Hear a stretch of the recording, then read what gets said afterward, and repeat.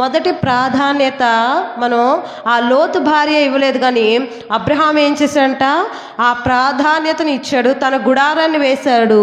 ఆ తర్వాత అబ్రహాం ఎలా ఆశీర్వదించబడ్డాడంట, నూరంతలుగా ఆశీర్వదించబడి తన కుటుంబము వంశాల వారీగా అంచెలంచెలుగా అభివృద్ధి పొంది బలాభివృద్ధి పొంది విస్తరించినాయి. లోతు కుటుంబం గురించి ఎక్కడైనా మనకు కనపడుతుందా?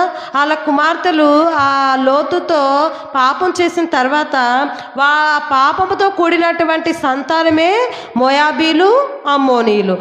వీళ్ళెవరు అంటే పాప శాపంతో కూడుకొని అన్నటువంటి సంతానము. ఈ సంతానాన్ని కూడా దేవుడు ఏం చేశాడు, ఇష్టపడలే. దేవుడు ఎవరిని కోరుకున్నాడు? ఇశ్రాయేలు ప్రజల్ని దేవుడు కోరుకొని వాళ్ళ ఐగుప్తు దేశంలో నుండి కనాను దేశానికి తీసుకురాగలిగాడు. ఈ అమ్మోనీయుల్ని, ఆ తర్వాత ఇంకా కొంతమంది జనాంగం ఉన్నారు, కానీ దేవుడు అబ్రహాంలో ఉన్నటువంటి సంతానాన్నే దేవుడు కోరుకుంటూ వచ్చాడు. కాబట్టి ప్రియ సహోదరి, మనం కూడా ఈ రాత్రికాల సమయంలో నేర్చుకోవాల్సిన విషయం ఏమిటి అంటే, మనం ప్రతి ఒక్క విషయంలోనూ ఎవరికి ప్రాధాన్యత ఇవ్వాలి? దేవునికి ప్రాధాన్యత ఇవ్వాలి. అదేవిధంగా